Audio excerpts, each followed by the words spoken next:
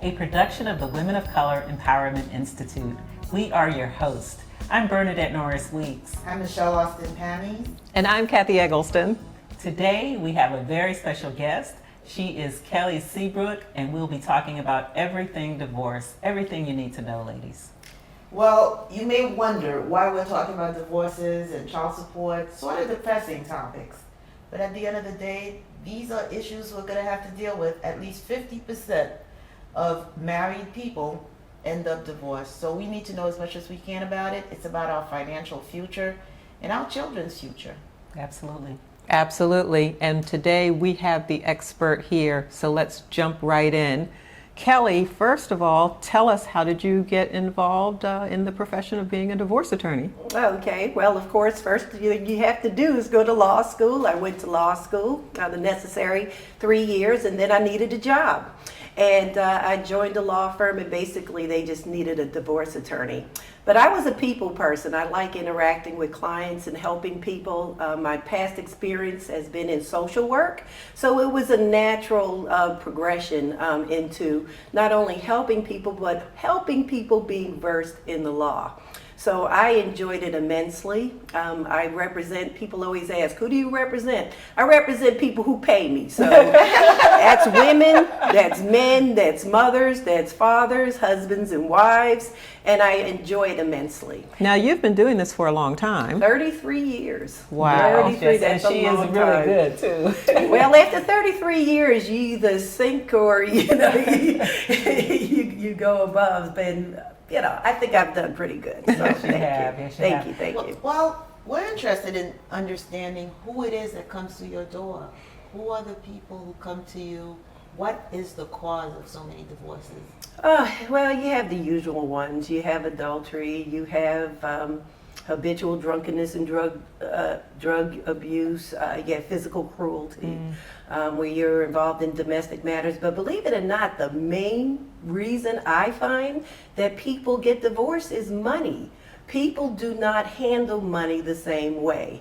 Some people spend it, freely. Some people hold on to it. And when you don't have a relationship, a good relationship, or an understanding of how you're going to spend and use money, that comes into a lot of problems. And sometimes it leads to bankruptcy. Sometimes it leads to one who has most of the money having dominant control over the other partner. So I find that a lot of times it's a financial situation, which is why women, and especially women of color, have to be prepared and have their own sometimes, even if you're in a united and good marriage.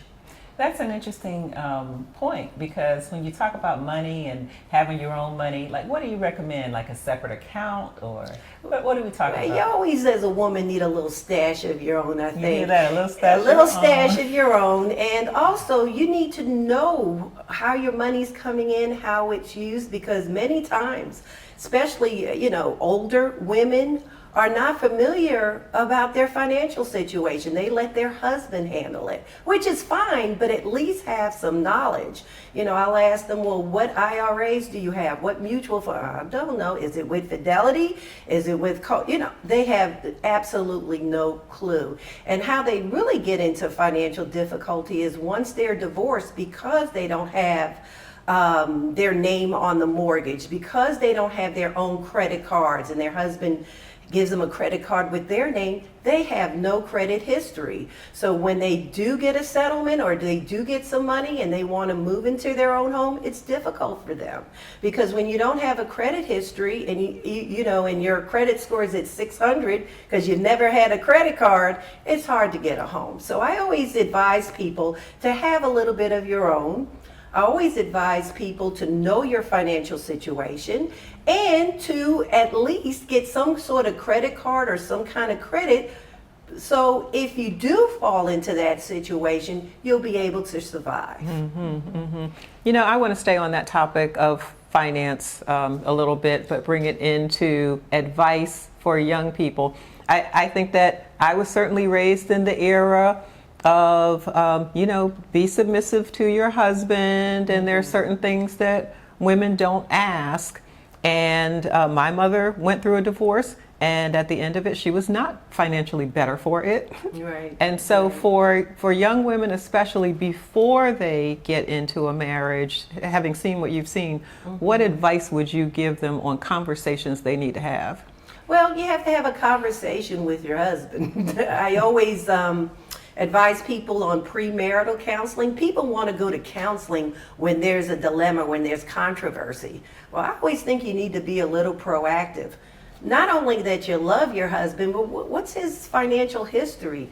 I ask people, get a credit report. You don't know what you're walking into, because if you're marrying someone you love, it's serious. I had a client, I mean, she had no idea when she married her husband. He was like $80,000 into debt with credit cards. And a lot of people, when you're in love, you don't want to talk about things like that. It's very, no, let's not talk, we're in love, and yeah, that's all good. But when you're married, my money is your money is my money. And because, if you have marrying somebody with $80,000 in debt, you've got some bills to pay off, so that is important information to have. And Now, speaking of pre-things, prenuptials. yeah, prenuptials. Well, I think Kathy was talking about when you first started, a lot of young people, they don't need prenups because they don't really have much of anything. But if you're in a second marriage, you got to protect, and especially if you had a first marriage with children, you've got to protect your children.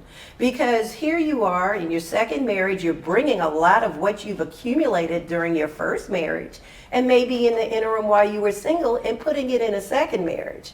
And a lot of times, if you don't have wills, that's another important thing, and you don't have a good financial history, it could hurt your children from your previous marriage. Because I'm from South Carolina. I do not know Florida law, but if you die without a will, or even if you die with a will, in our state, the spouse can take a third. It's called an elective share. They can take they have it here.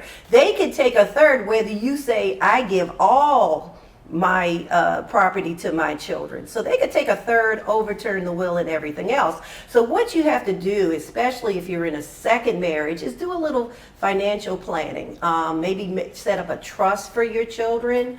Perhaps, do some things, or even what my parents did, they gave some of their property to us even, before they got sick or died, in order to try to avoid the probate laws, which, taxes take some of that as well. So that's all things, but I'm not a financial advisor. I would advise anyone going into a marriage to speak with a financial advisor. Also do premarital counseling with your husband so that you're on this, or wife, so you are on the same page of how finances will be handled in the marriage.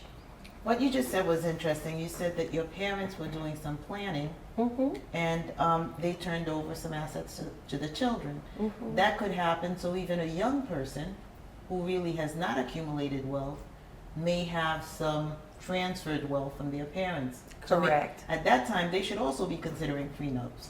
Well, also, there are a couple of things that are not marital, okay? If you gain an inheritance from your parents, that's not marital. Marital assets go from the date you're married until the date you either file for a separation of divorce. However, if there is a mortgage, and let's say your husband starts contributing to the mortgage, it wouldn't be fair to say, 10 years he's been paying the mortgage, get out, it's my house. Law doesn't work like that. The laws of domestic law are very equitable, and they will say that your husband has an interest in it. So you got to be really careful about that. That's why some people do premarital agreements, or what are called prenups. And you can put in there that I don't care how much he pays toward, it's mine. And if he signs that and he acknowledges it with the advice of counsel, it will be upheld. And he will move out after 10 years of paying that mortgage, and it will be solely yours. So that's the difference. Pre-planning, very important. So let's talk about myths and Okay. what myths exist in terms of divorces. Okay. I think the biggest myth that a lot of particularly women have is that it's a bad thing to put a man on child support through the court system. And I think that is absolutely the smartest thing that and I'm going to say custodial parent. I'm not going to say woman, because a lot of times, and I have many cases where men are now being granted custody of their children. So the custodial parent believes that it's not a good thing to put the non-custodial parent on child support. And that's fine. I mean, you can do that, but I always tell my clients, and it is particularly women, at least make an informed decision. There is something in every state. All 50 states have something called the child support guidelines. And what it basically tells a judge is how much they should award in child support. They look at several factors. They take the father's gross income, the mother's gross income. You get credit, whether mother or father, for paying the health insurance for the children, and then also who pays daycare and after school expenses. And once you put in those numbers, it spits out a number, and it basically is what it is. Judges rarely deviate from the child support guidelines. Now, there are some deviations. Like, let's say one parent has significant medical issues or medical expenses. They might go down a little bit. But basically, it's set on the child support guidelines. So, once you know the child support guidelines, if you want to take less, that's fine. But a lot of custodial parents don't realize once that stone is set, that's what you are getting. And I have a lot of custodial parents, men and women, say, well, they're going to do AAU baseball, which is very expensive for people who know that, AAU sports is very expensive. Extracurricular activities. What about the prom? Who's going to pay for that? So, things like that are not factored in the guidelines. So if, the custodial parent's getting $1,000, that's all they're getting. There's not any extras there for extracurricular activities, graduations, sometimes when they're going off to college, they need a new car. None of that's factored in. So you can agree on child support and keep it out of the court system, but at least know what you're entitled to and make an informed decision. Also, may I add that what if you agree with the other parent that it's going to be $750 and something comes up and they just don't pay for a month?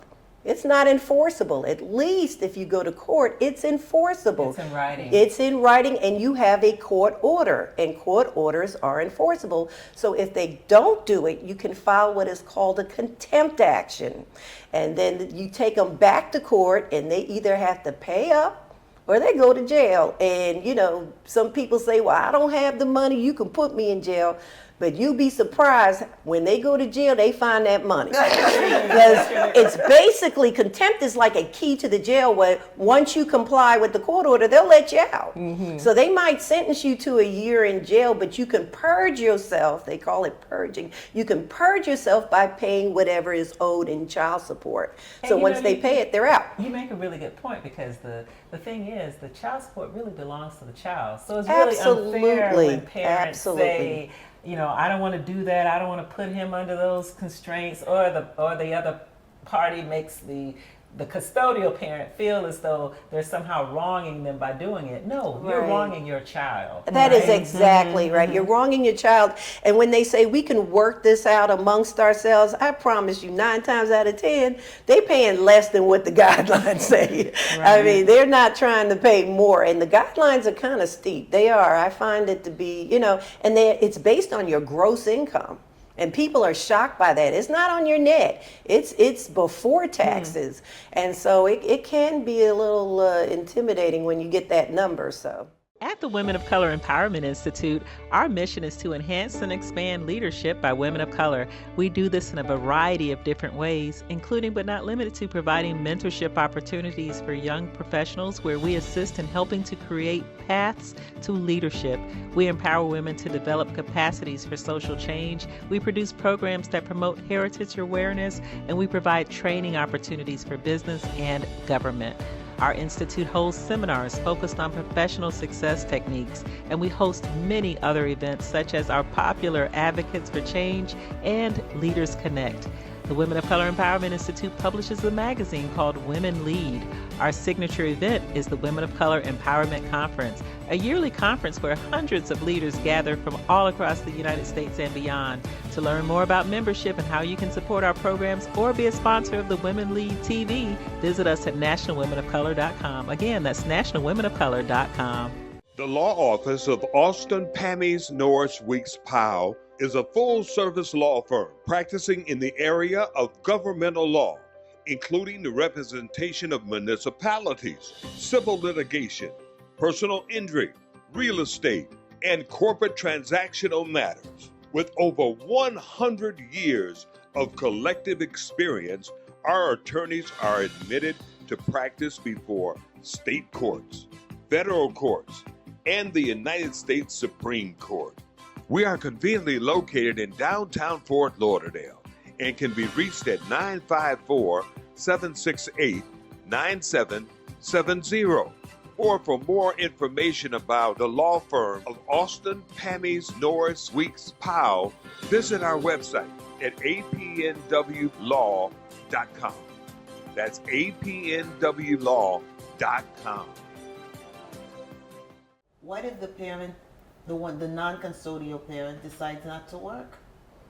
They just won't have a job, and then therefore they won't have to pay child support. Good question. The judges have the power to impute income to someone. At the very least, you're going to be imputed at minimum wage, and I believe the federal minimum wage is like $7.25. That comes to $12.58 a month. So they're going to pay a little something.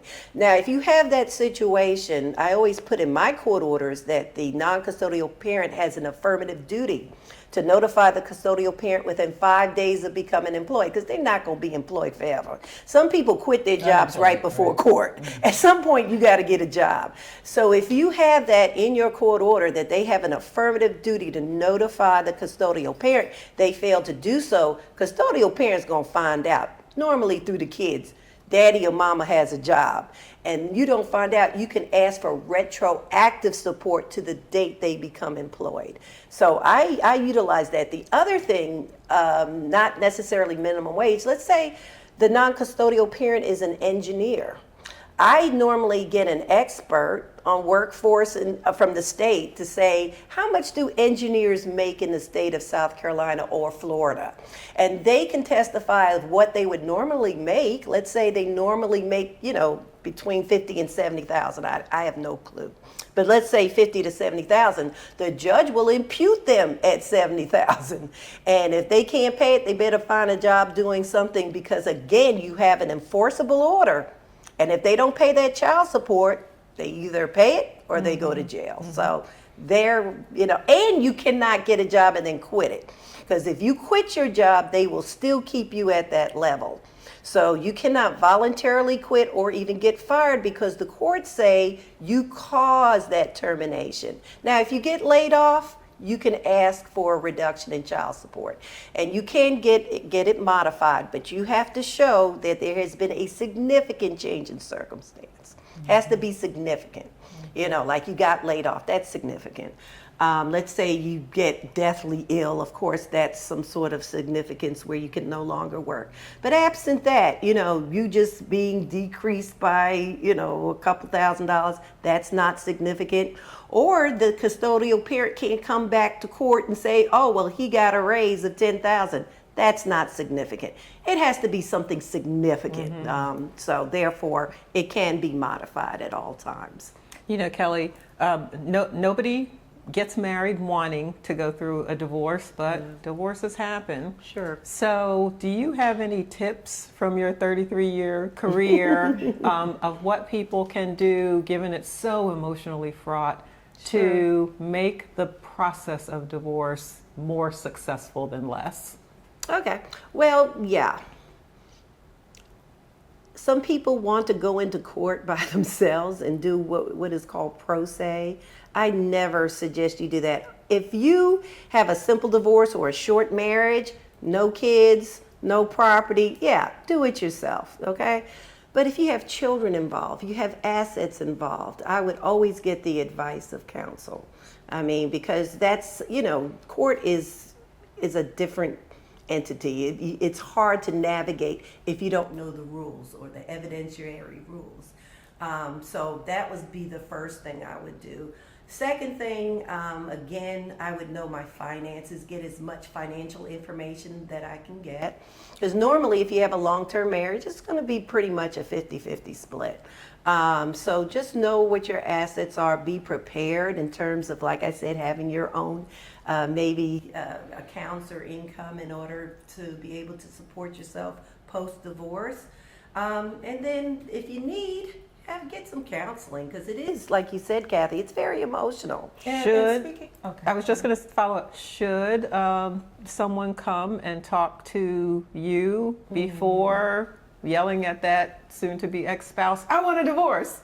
Should they sit down and talk about it with the professional first? I would before you, because sometimes if you tell your spouse you want a divorce, guess what they do? They start shifting stuff, especially when a lot of times the woman doesn't know what's being shifted. You hear people where I went and I put that IRA in my mama's name. I mean, they do stuff like that, to try to avoid. And a lot of times when I, come in there and we do a process, what is called discovery, when we're trying to, ascertain all the assets so that we can then divide it up and everything. And when you tell them you want a divorce, they start saying, oh my goodness, and they'll start moving things. I say, don't you say a thing. Don't ever let the left hand know what the right hand is doing. At that point, this is an adversary kind of situation.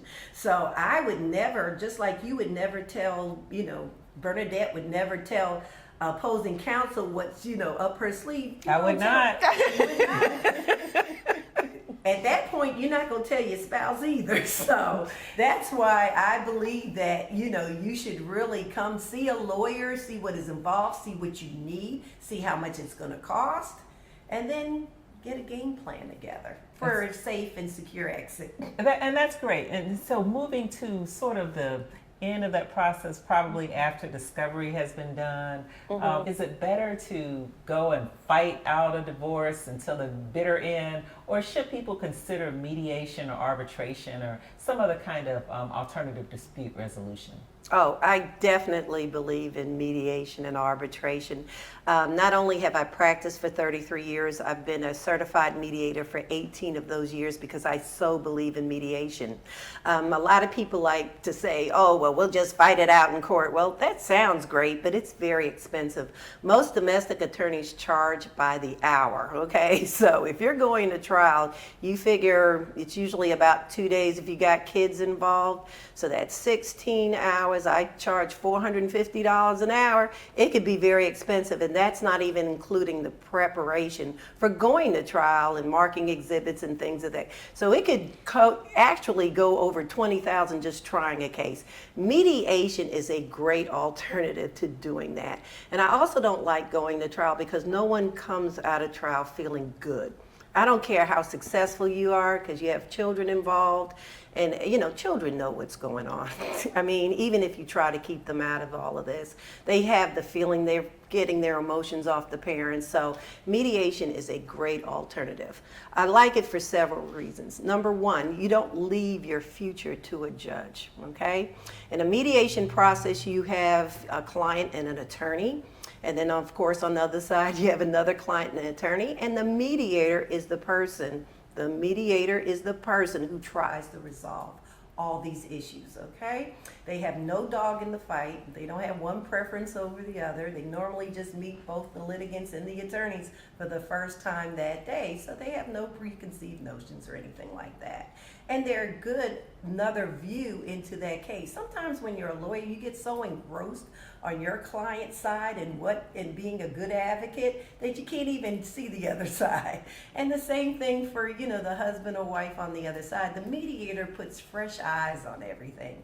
And they're often able to navigate through the issues, through the emotions, through the finances to come to a good conclusion. Not perfect, but something that you can live with and something that your children can live with and let you move on, okay? Because there's a lot of emotions that go on, of course, during a divorce. So mediation is also good because you don't leave your future to a third party. We have excellent judges in South Carolina. I'm sure you have excellent judges in Florida.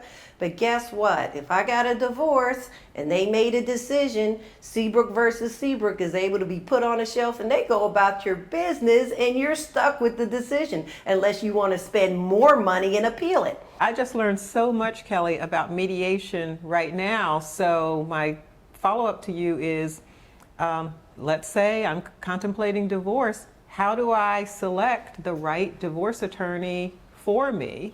Okay. Most of my referrals come from word of mouth. You know someone who's gotten divorced, Kathy. And so, I mean, we all do. Everybody knows someone who's got. I think word of mouth is the best thing. I've never had to advertise in the last 30 years of my 33-year practice because I get referrals, okay? So the first thing I would go to my friends and say, hey, who did were you pleased with them? Now, if you can, all states have a lawyer referral service, okay? And you go to your local bar, the Florida State Bar, or if you're in South Carolina State Bar, and ask for their lawyer referral service. And what I tell people is to ask for names of 3 lawyers who do domestic law and have consultations with them. And normally when you speak to a lawyer, you know if they know what they're talking about. But the critical question is, how much of your practice is domestic law? Because there's a lot of lawyers that take everything that walks through the door, okay? Now, I couldn't do criminal law. I've been doing domestic law for 33 years. If you hired me because, you assaulted someone, you going to jail. Because I know nothing about criminal law. So you have to get someone who does family law. I do family law every day. 100% of my practice is family law. So you ask those questions, just like someone interviews you for a job, you've got to interview your attorney and see how much law, how much domestic law that they actually do, and that you feel comfortable, because you have to feel comfortable and you have to trust your attorney too. So not only is their knowledge important, but do you have a good rapport with that lawyer? Because you got to trust them. Actually, on that note, we had an incredible expert, Attorney Kelly Seabrook from South Carolina, here with us today, and she shared with us some of her knowledge about what it takes to go through a divorce and consider issues such as child support, prenups, and the like. Thank you so much for coming, Kelly. Thank you so Kelly. much for Thank you, having Kelly. me. You know everything about No, I don't know everything. I think you do. Well, that's our time today, folks. And until the next time, be empowered.